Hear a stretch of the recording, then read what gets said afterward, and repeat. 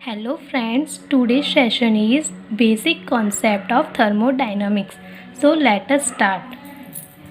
Concept number 1, thermodynamics के अंदर हमेशा हम थर्मल एनर्जी का यूज़ करते हैं और ये थर्मल एनर्जी होती है हमारी हीट। सबसे मेन इम्पॉर्टेंट रोल यहाँ पर हीट का होता है। बेसिक कॉन्सेप्ट नंबर 2, हीट हमेशा फ्लो करती है। जब भी हीट फ्लो करती है तब वो टेम्परेचर में चेंज लाती है। या तो वह टेम्परेचर को बढ़ाएगी या फिर वह टेम्परेचर को चेंज कर या फिर तो वो टेम्परेचर को बढ़ाएगी या फिर टेम्परेचर को कम कर देगी।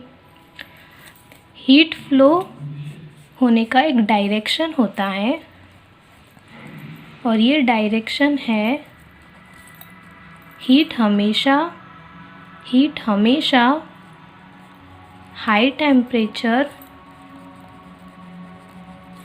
से लो टेम्परेचर की ओर फ्लो हाई टेम्परेचर से लो टेम्परेचर की ओर फ्लो करती है। हमने देखा कि कोई सिस्टम है, अगर किसी सिस्टम का टेम्परेचर ज़्यादा है और वो अपने डायरेक्शन के हिसाब से अगर अपने हाई टेम्परेचर का फ्लो सिस्टम से सराउंडिंग में कर देती हैं तो उसने अपनी हीट को रिलीज़ किया। मैं बता रही हूँ कि हीट के फ़्लो करने से टेम्परेचर में चेंज होता है। अगर किसी का टेम्परेचर ज़्यादा है और वो लो टेम्परेचर की ओर फ्लो होता है, जैसे कि डायरेक्शंस के हिसाब से बताया गया है। मान लो एक सिस्टम है, इसका टेम्परेचर ज़्यादा है और उसका टेम्परेचर अपने सराउंडिंग से ज़्यादा है, तो वो अपनी हीट को सराउंडिंग को दे देगी, तो इसका हीट हो जाएगा माइनस, जिससे उसका टेम्परेचर हो जाएगा कम। ये था हमारा कि हीट के फ़्लो करने से टेम्परेचर में चेंज होता है। यहाँ पर टेम्परेचर लो हो गया क्योंकि सराउंडिंग से ज़्यादा हीट किसकी थी? सिस्टम की। ओके, हम दूसरा देखते हैं। एक सिस्टम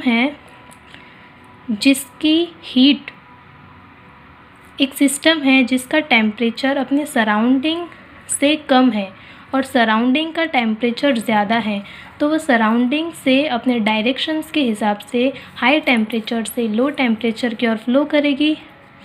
इसने यहाँ पे इस सिस्टम ने हीट को एब्जॉर्ब किया, तो यहाँ पे आएगा प्लस का सिंबल और यहाँ पे टेम्परेचर हो जाएगा हाई। यहाँ पे इस सिस्टम का टेम्परेचर इंक्रीज़ होता है। तो हमने देखा कि हीट के फ़्लो करने से टेम्परेचर में चेंज होता है।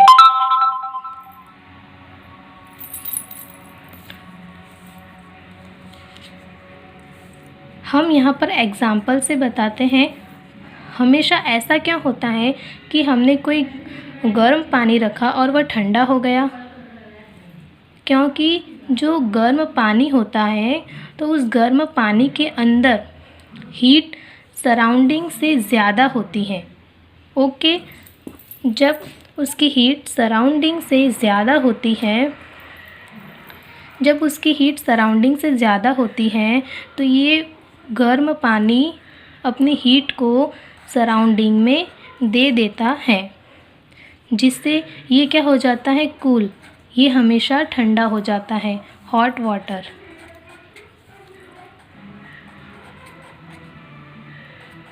वाटर हमेशा ठंडा हो जाता है, क्योंकि हॉट वाटर का टेम्परेचर अपने सराउंडिंग से ज़्यादा होता है, तो हीट का फ़्लो सराउंडिंग की ओर होता है और ये अपनी हीट को दे देता है। तो यहाँ पे भी क्या हुआ? हॉट वाटर ठंडा हो गया, मतलब टेम्परेचर लो हो गया।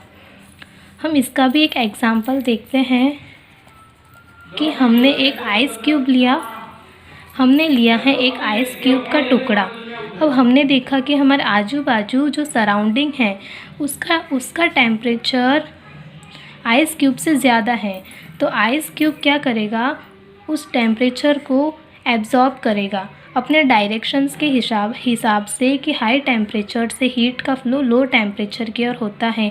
यहाँ पर हमने देखा कि आइस क्यूब की सराउंडिंग के अंदर ही टेम्परेचर ज़्यादा है, तो आइस क्यूब ने अपने सराउंडिंग से हीट को लिया और हीट को एब्जॉर्ब किया। तो एब्जॉर्ब करने से क्या हो जाता है कि आइस क्यूब चेंज हो जाता है वाटर के अंदर, लिक्विड स्टेट में चेंज हो जाता है। और लिक्विड स्टेट में चेंज हो जाता है, इसका मतलब है कि यहाँ पे टेम्परेचर इसका इंक्रीज़ हुआ, तभी तो ये आइस क्यूब पिघल करके लिक्विड स्टेट में आ गया। अब ऐसा होता कैसे है, हम कैसे मान ले कि हाँ हीट के फ्लो से टेम्परेचर चेंज होता है। अब ये कैसे होता है ये मैं बताती हूँ। मान लो कि यहाँ पे एक हमने लिया बर्तन, हीट के फ्लो से टेम्परेचर चेंज होता कैसा है, ये हमने बर्तन लिया। अगर हम इसको स्टोव से गर्म करते हैं, अगर हमने इसको हीट दे दी, इसको यहाँ पे हमारा ठंडा पानी था, अब ये ठंडा पानी इसको हीट देने से, जब भी हमने इसको हीट दी तो ठंडे पानी ने क्या किया, हीट को एब्जॉर्ब किया। हीट को एब्जॉर्ब करने से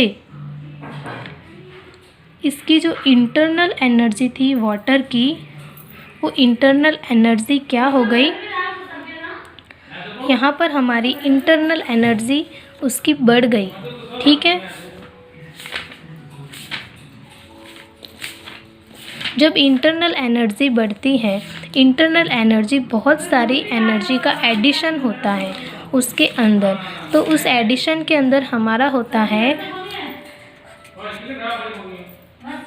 काइनेटिक एनर्जी,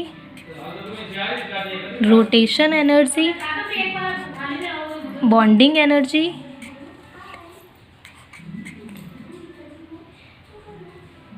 इलेक्ट्रॉनिक एनर्जी, इन सभी का हमारा एडिशन होता है।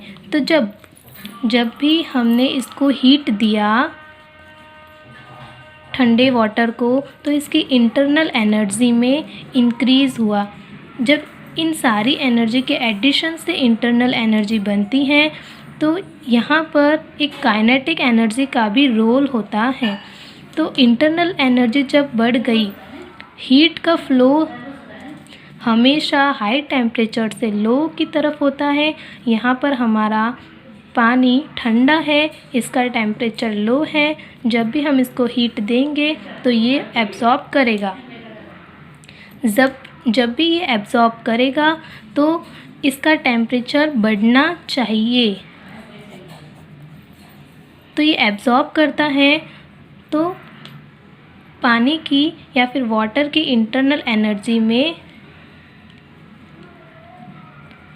एनर्जी इंक्रीज़ होता है, जिससे उसकी काइनेटिक एनर्जी भी बढ़ जाती है। काइनेटिक एनर्जी का मतलब है कि उसमें जो पार्टिकल्स थे वो पार्टिकल्स मूव करते हैं, और जितना ज़्यादा इंटरनल एनर्जी बढ़ेगा उतना ज़्यादा वो पार्टिकल मूव करेगा, और जितना मूव करेगा उसका मतलब है कि उसका टेम्परेचर जो है वो इंक्रीज़ हो रहा है। तो इस तरीके से हीट के फ्लो से टेम्परेचर में चेंज होता है। Okay, thank you so much.